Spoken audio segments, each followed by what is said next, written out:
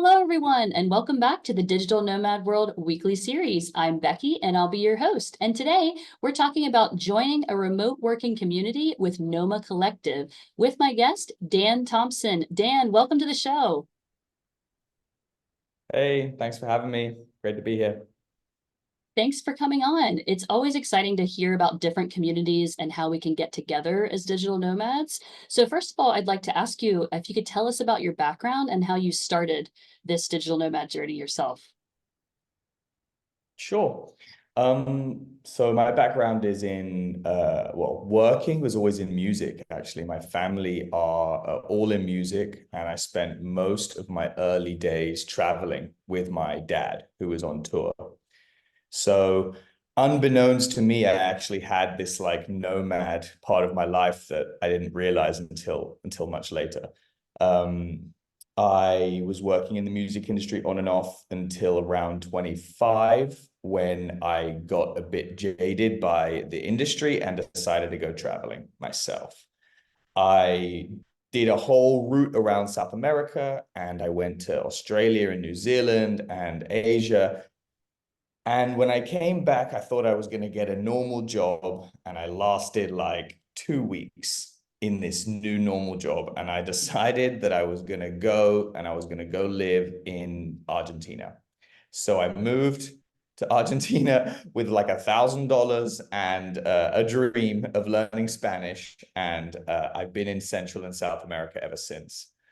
Um, I I was working on a hotel project right around when COVID hit. I'd actually moved to Belize about 3 months before COVID hit. So like December 2019. So I was very much new place, new business, and kind of like new opportunities, and then everything shut. And upon like over and above the core businesses that I ever worked with, which is basically big crowds getting together, like in music festivals, this new idea, this hotel that we'd found a location for, and this whole project was kind of put on pause.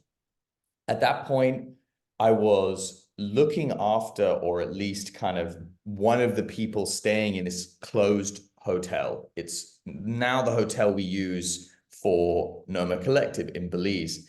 It's a big kind of resort, 60 condos, 62-bed condos.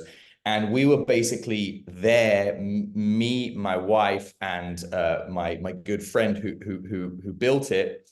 And we were just making sure that, it was okay during COVID. And as I was sitting there, days and days and days, we started to go, oh, wow, like there's something going on with remote work. There's something going on with this new kind of thought process around obviously, well, during lockdowns, the whole work from home. And so when the airport opened in Belize, it was about a year after COVID had hit. And the hotel didn't have enough bookings or anything to open. And so we decided to pitch them, hey, well, why don't we trial out this pop-up co-live in Belize? Let's see if these people who've been working from home for a year were interested in perhaps going and working from Belize. It was a complete roll of the dice. We never thought, well, we didn't know what was going to happen. And very quickly, in like 3 weeks, we were full for like 2 months, and it was a massive pivot in my life. It's one of those moments where you look back and you go, it could have been very different. And now Noma has grown into this beautiful but bigger than ever beast than I could have imagined.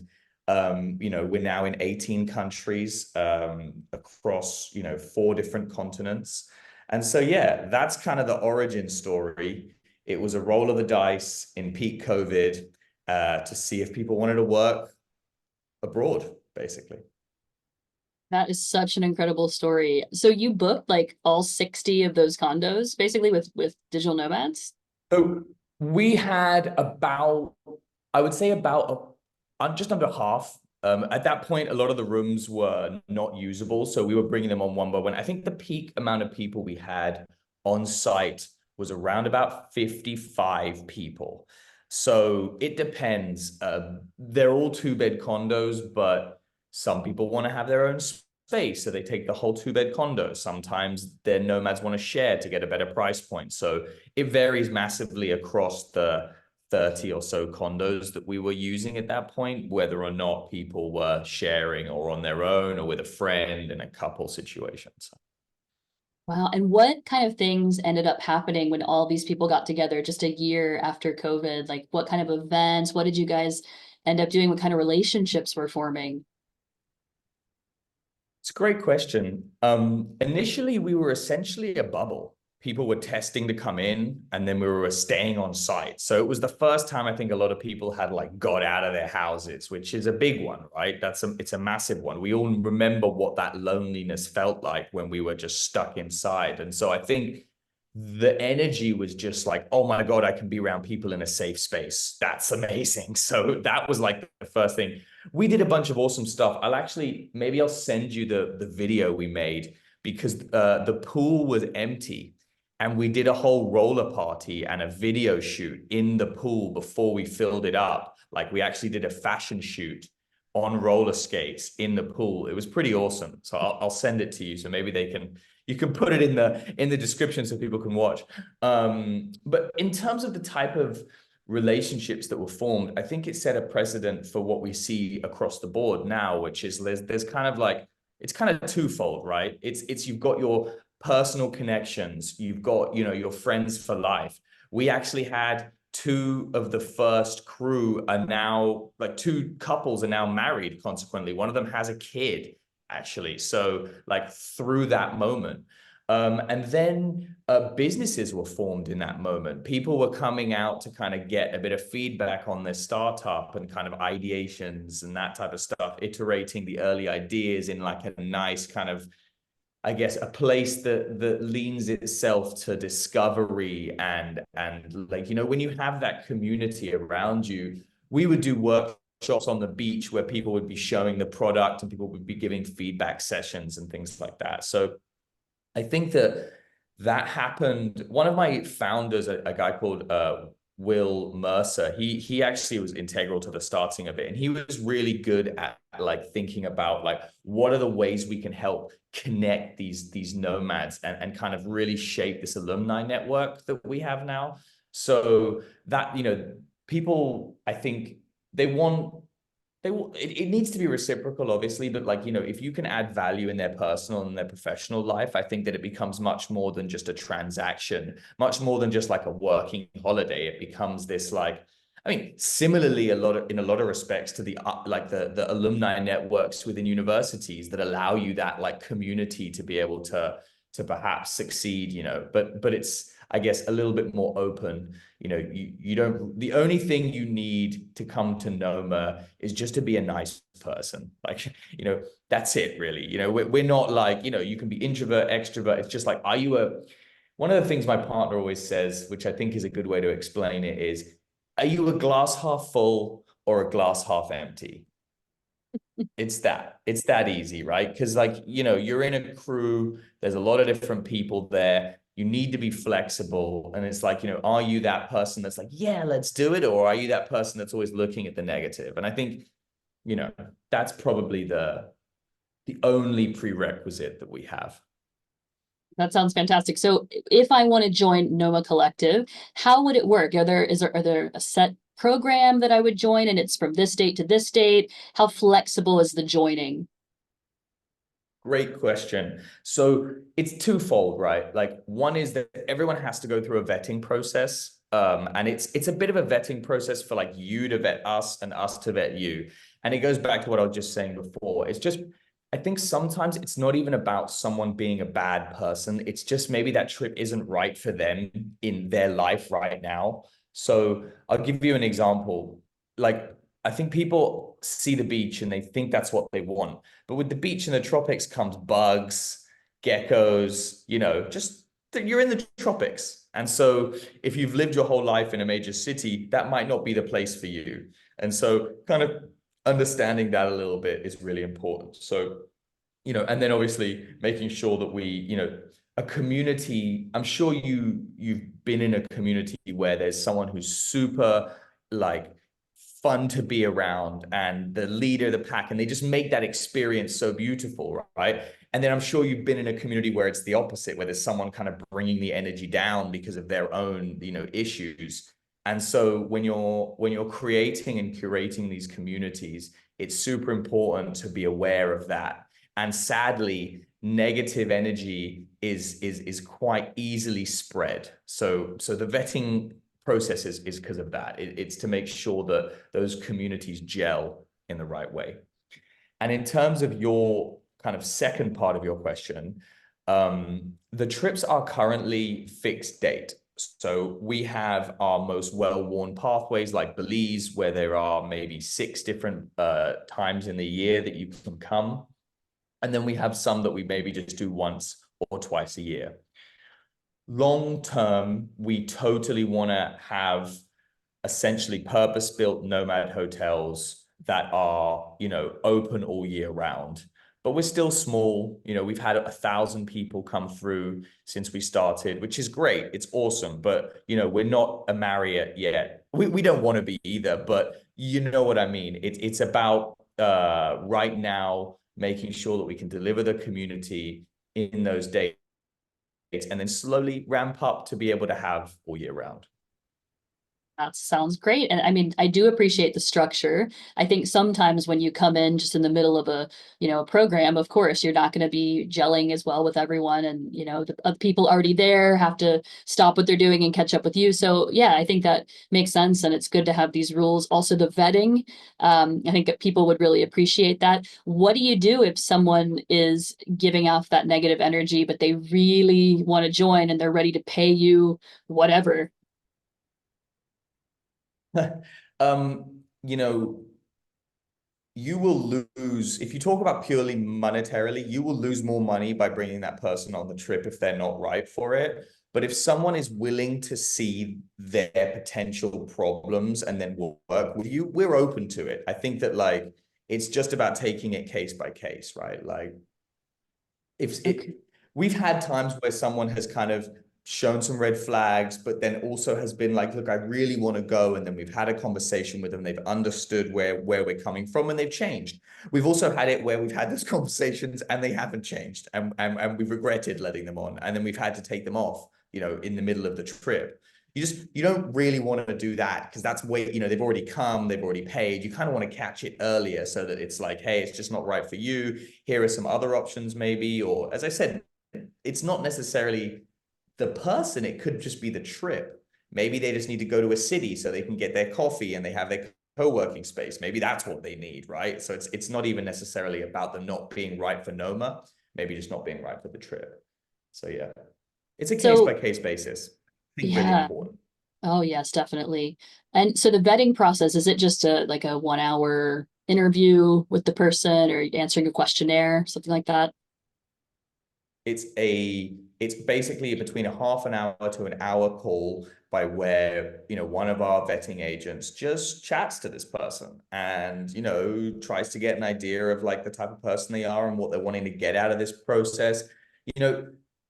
You probably know this as well, but there's something unique that kind of connects us all in this industry. And that's that we weren't quite happy with where we were.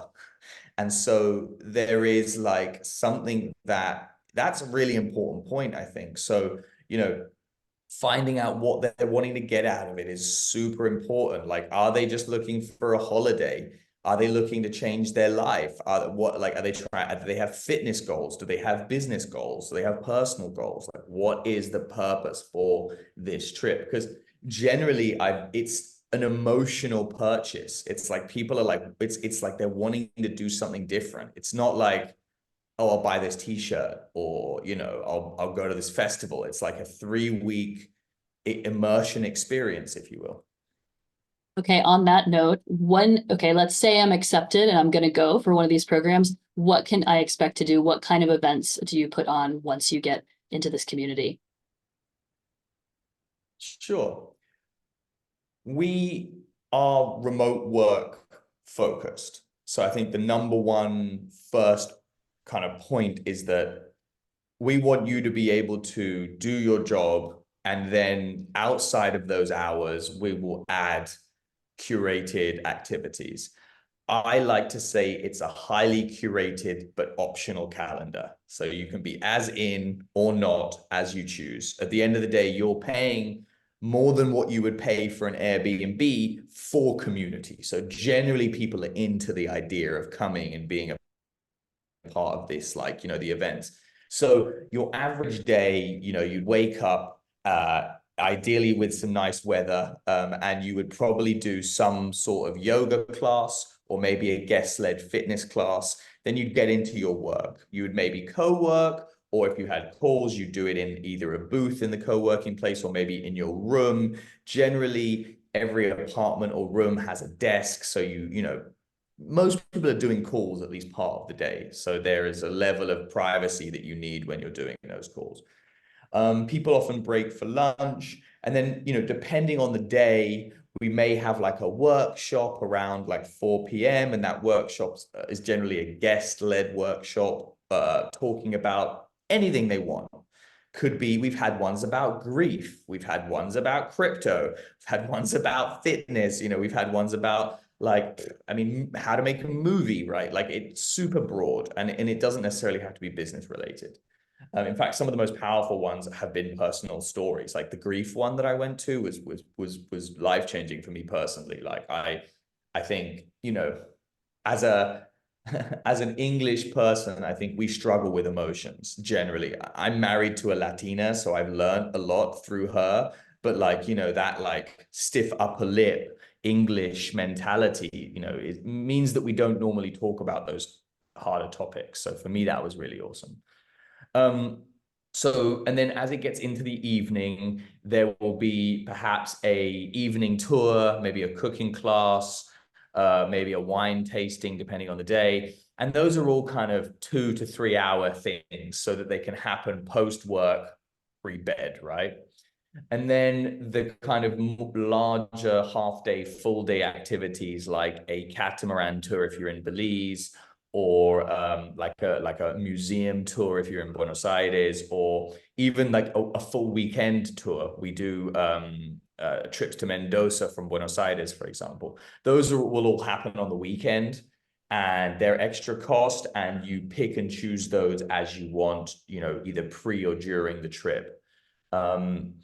I think it's worth noting that one of the things that we've tried to do differently than other people in the space is that a lot of our competitors either let you completely do all of that yourself, or it's very rigid, like you have to book it like 6 weeks in advance. Now, for me, my schedule, it's really hard to know. And I think it's the same with a lot of people, like where you're going to be, what meetings you're going to have, 6 weeks out. And so what we do is in our onboarding process, we get people's hours, and then we kind of go back and forth with them and curate the calendars, specifically the hours of the events, rather than changing the events, so to speak. And that allows us to offer out the maximum possible to the community. So like we had a trip recently in Kenya. Kenya is on European time zone. We had, I think, 7 of the 12 people were on EST. So we couldn't be doing stuff at 6 p.m. because everyone's still on calls, 6 p.m. like GMT, right? And so we just decided to move the calendar like 4 hours like later. So we had more stuff in late morning and less stuff until like later on in the evening. And that suited the community better. So that's just an example of kind of the way we do things. I really love that. I'm sure people want to take part in as much as they can, but like you said, work is very important. I think also some of these competitors you may feel that, you have to work alone because things aren't being, taken into consideration for enough people. So I think that's great. And on the note of competitors, so I can think of a few similar Programs such as Remote Year was the first one I ever heard about, and Wi-Fi Tribe. What makes you stand out? Why should we go with Noma Collective if I'm trying to choose as my first time versus like these other two I've mentioned or others? Yeah, I think it's a great question. Like, and I understand it completely. You know, people want to see what is the difference and look at, like, you know, all the competitors out there. I mean, I do it when I buy things all the time. So, um, I think the previous point I just mentioned is a really important one. Like this hands-on service, by where we really make sure that everyone has the best possible experience based on their unique wants and needs. So I think that's like a key differentiator. But if we're talking about USPs, you know, I would say that we are breaking into this kind of more experiential overlay category. So I'll explain what I mean. You know, you have your core product, which is, you know, work and travel in paradise or in a cool location.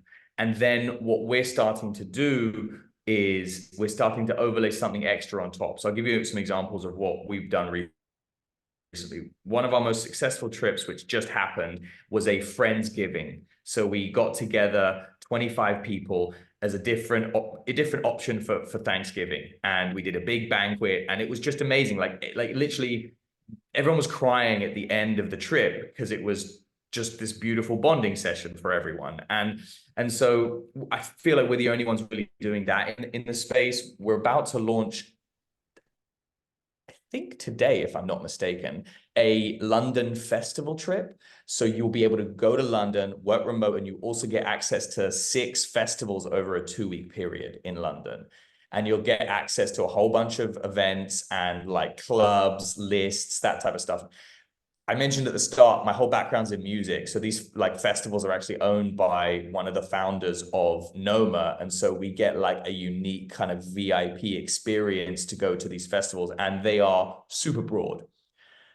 Dance music, disco, funk and soul, the largest LGBTQ day festival in London.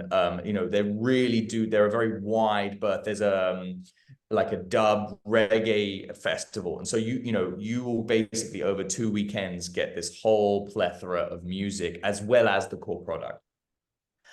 And then the final one so far, although I have a couple, you know, in the bag that we're going to be, you know, rolling out, is I just became, well, not quite anymore. I have a son, 13 months now. His name's Luciano.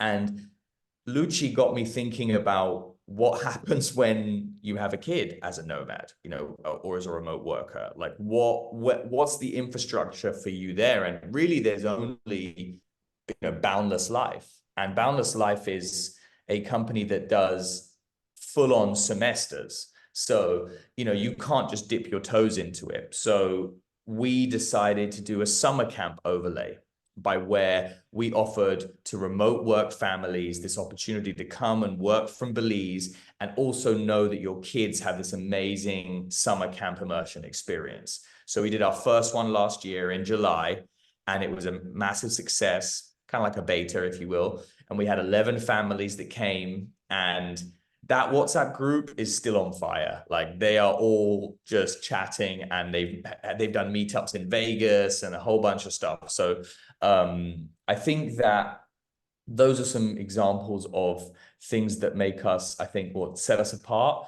And then I think we have a couple destinations that are really unique. Like no one's in Belize. You know, I think maybe Wi-Fi Tribe has just gone into Watamu in Kenya, but for a year and a half, I think we were the only people doing Watamu in Kenya. You know, in that Kenya trip, we do a safari, and that safari is run by it's the only safari owned and run by the Maasai.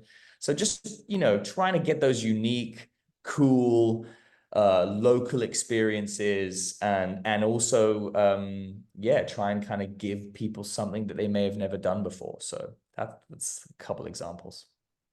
That is incredible. I'm sold personally. But I'm Come yeah, on, we'll and get you on a trip after Tokyo. All right, all right. Yes, I'm going to Tokyo soon for those listening and watching. Maybe you'll get some stories from there. But yeah, like all of these, like you said, special things, these are things that are just so hard to access, right, as one person. And to be able to spend time with other people that are so like-minded, that's such an incredible opportunity. And thank you for sharing that. I have a few other questions about this whole experience. First of all, you mentioned guest-led workshops. Is that a requirement if I join? I actually have been involved in a co-working space in the past where it was when I signed up, they kind of said, "Are you prepared to do, your own workshop for people?" And I actually ended up liking that I did. It kind of made me rise to the challenge. But how about for Noma Collective?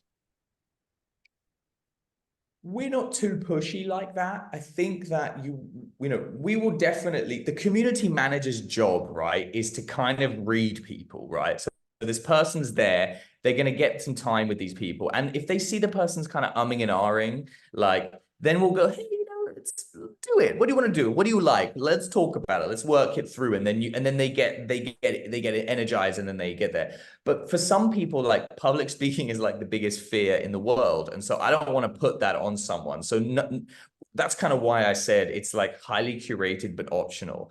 If you want to come and you just want to come to the one dinner, we do family dinners. It's worth saying we do family dinners, which is like the one thing that we say we really want people to come to. They're generally midweek. It's just the one time where we get everyone together. And it's like a good way for everyone to meet because, you know, especially as we're predominantly, well, it depends, right? But originally we had a lot of people from North America. So when we moved away from North America, the time zones, affected working hours. And so, when we were doing Bali, it was like people were working all different times of the day, depending on where their job was. And so sometimes it's harder to meet everyone at the same time in the same place. So we always just said, hey, if the one thing that you want to do, please come and do that. But yeah, to go full circle, nothing's compulsory, but you'll probably get like an elbow from the community manager, round the table at the happy hour drinks being like, I'm sure you've got something that you want to speak about. Like, what is it? Right. But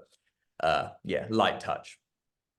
Okay, that's good to know. And you actually touched on my other question, which was, is there someone who's always there from Noma Collective throughout this 3-week experience that you can go to if you need anything really, like if something comes up with safety or just questions in general?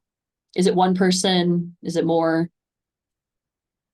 It's generally one person because our groups kind of sit around 10 to 20, but we have in Belize had multiple community managers when we go above 20, just kind of as like a number per person. We generally keep it around 15, 17 per person, per community manager, sorry. Yes, they're there 100% of the time, generally on site. And the way that we break it up is like, the location partner needs to connect and the people need to connect. And so it's really important that there is this Noma focused community manager. But it is worth saying that we also always have a local community kind of manager as well, who's more focused on being your like connection to the local community, your advice, your information, and also will generally run the tours. So it's two people. You've got your community manager that travels. Sometimes they are based in the country, but often they go from country to country, and they're kind of the guest port of call. And then every location has a local who will be the person who's really knowledgeable about the location and make sure that we have that local info that we need. Fantastic. And it sounds like you've already mentioned the WhatsApp group from the families. It sounds like you get put into some kind of social media sharing. I don't know if it starts before, but it sounds like it definitely continues after, because that's something that I don't know if every organization does. Yeah. So we have a couple things that we use. We use Slack for our kind of like communication or our outward facing communication. So these are the trips. This is where to sign up. This is the time that we're leaving. This is an important information about whatever's happening at that time. That's all done on our news and events channel in Slack. And then we have an on-site chat, which which is generally people just talking about like stuff. And then we have an alumni channel that everyone gets put into, which is kind of where people post trip are like, hey, I have a house to rent, or I need a place, or I'm going to be in wherever, or I have this cool business opportunity or whatever. We're actually looking at defining that a little bit more. We're going to start a jobs board, and we're going to kind of like categorize that a little bit more, because we're getting a lot more action on that channel. But the WhatsApp groups is like, you can't send memes and you can't send quick messages. And so generally the WhatsApp groups are also there kind of as more of like, we say in the UK banter. I don't know if that's something that is like easily kind of transferable or translatable, but it's like the fun, just messaging and that type of stuff happens in the WhatsApp groups. So it does generally kind of like, depending on what the communication is, there'll be several different areas. It's really, really cool. I love the idea of the alumni network as well. Well, Dan, thank you so much for giving us so much information about Noma Collective. It really sounds like you have worked hard to think of all the different things that people who are joining might need, and you're addressing it, and you continue to iterate. And I'm excited for all these events you're mentioning in the future. Sounds like you're just going to keep expanding. I think we want to make sure that we keep iterating on the core product. We want to have, when there's a cool idea, we want to bring that to reality. We listen a lot to the alumni. The alumni channel is always, we always ask them, hey, what do you think? You want this? Do you want this? Like, a fitness trip is something that is the alumni have been asking for. So we're working on that. The London festival trip was something that the alumni asked for, and so we kind of delivered on that. So I think it's like, as the community gets bigger, it's going to be less of us kind of guessing what people want and them telling us, hey, like, this is what we want, which I think is cool. That's kind of what, in my mind, what community is about. Exactly. It's fantastic. Well, Dan, is there anything else that you would like to share with us? Well, I'll leave with, what I talk about a lot on my LinkedIn, which is, it can be scary. Fear is generally the number one reason why people don't make these jumps. And so I always will say, if you're unsure, you can always come back, make the jump, do the trip. It's always going to be, if nothing else, an experience. So I think that it's so important, the perspective that you get when you travel. So if you can do it even once, I think it will always be a plus. So with that said, my door's always open. People can message me on LinkedIn. Daniel Thompson's my name. My email is daniel@noma-collective.com. I'm always available to chat. Noma Collective HQ is our Instagram. You get a really good idea of the day in the lives there. There's a bunch of highlights, all the different trips, alumni spotlights. And yeah, as a team, we're always down to kind of chat, talk through your problems if you have them, your concerns, and get you to a place where you feel comfortable to do this. So yeah, final word is always feel free to reach out if you're unsure or uncertain. And we look forward to getting people on a trip in 2024. Sounds amazing. Thank you so much for sharing. And I hope anyone listening or watching this gets inspired and tries a trip with Noma. Exactly. Thanks a lot. I really appreciate it. Thank you, Dan. Have a wonderful day. Likewise.